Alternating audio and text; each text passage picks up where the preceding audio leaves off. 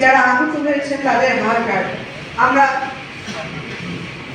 দোয়া করি তারা যেন দ্রুত সুস্থ হয়ে স্বাভাবিক জীবনে ফিরে আসে। মাননীয় সভাপতি গভর্নিং বডি অধ্যাপক লুৎফর রহমান, পরিসংখ্যান বিভাগ, ঢাকা বিশ্ববিদ্যালয় এবং বিদ্যুৎ শ্রেণীর সদস্য জনাব জাফরুল আজম, ডক্টর জাফরুল আজম, অধ্যাপক ফার্মাসিউটিক্যাল ও কেমিস্ট্রি বিভাগ, ঢাকা বিশ্ববিদ্যালয়।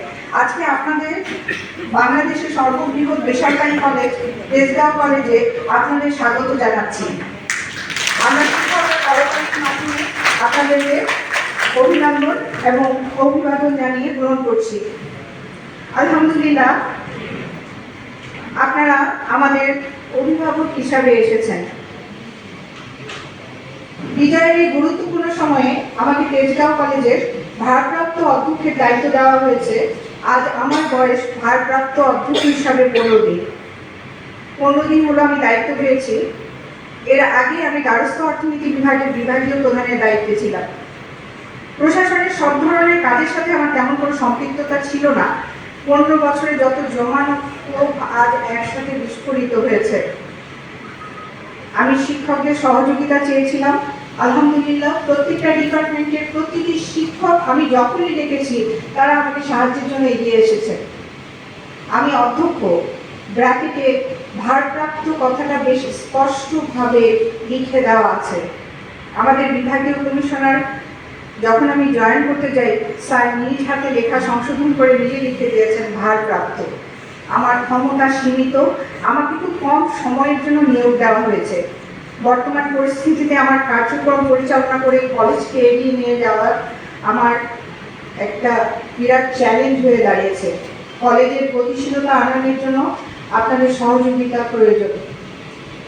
এখানে আমি যেমন ছাত্রদের অভিভাবক, তেমনি 450+ শিক্ষক কর্মচারীর অভিভাবক। ছাত্ররা তাদের 13 দফা দাবি আমার কাছে পেশ করেছে এবং তারা দাবি করেছে তারা আমার সন্তান, এবং সন্তানের দাবি নিয়েই তারা আমার কাছে এসেছে। আমি কলেজের শিক্ষক, সিনিয়র শিক্ষকদের সাথে আমি আলোচনা করেছি এবং পরের দিন তাদের প্রতিটি দাবির ব্যাখ্যা এক এক করে দেওয়া হয়েছিল এবং সেখানে যেগুলো আমাদের সম্ভব আমরা বলেছি আমরা অবশ্যই যৌক্তিক দাবিগুলোর পক্ষে, এবং যেগুলো জীবী ছাড়া সম্ভব না সেটাও আমরা তাদের ধারণা দিয়েছি। স্বাভাবিক একাডেমিক নিয়মে প্রশাসনিক কাজের জন্য কিছু নোটিশ দেওয়া হয়ে থাকে।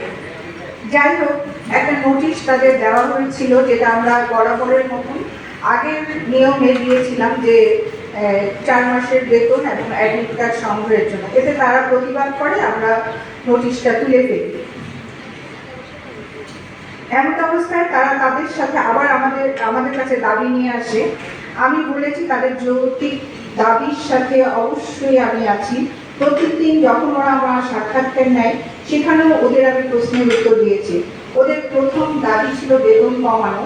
এখানেও আমি বলেছিলাম আমাদের বেসরকারি কলেজ, আজকে আমাদের সন্তানদের দাবি আমরা এড়িয়ে যেতে পারি না, কিন্তু আমাদের অনেক দায়ভার আছে। আমাদের বিশাল কলেজ, আমাদের 450+ শিক্ষক কর্মচারী, প্রায় 1000-2 মুখের অন্য আমরা জোগাড় করে থাকি।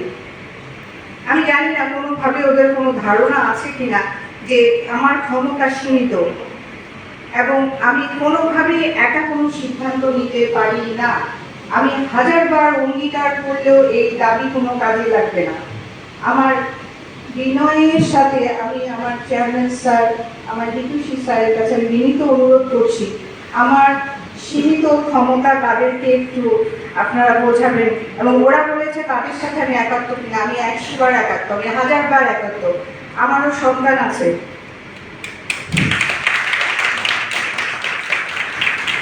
আমি আশা করি আমরা আজকে একটা সুন্দর সমাধান পাবো, যাতে আমাদের চেয়ারম্যান স্যার, আমাদের অভিভাবকরা আমাদের সমাধান দিয়ে আমরা আমাদের কলেজকে এগিয়ে নিয়ে যেতে সাহায্য করবে।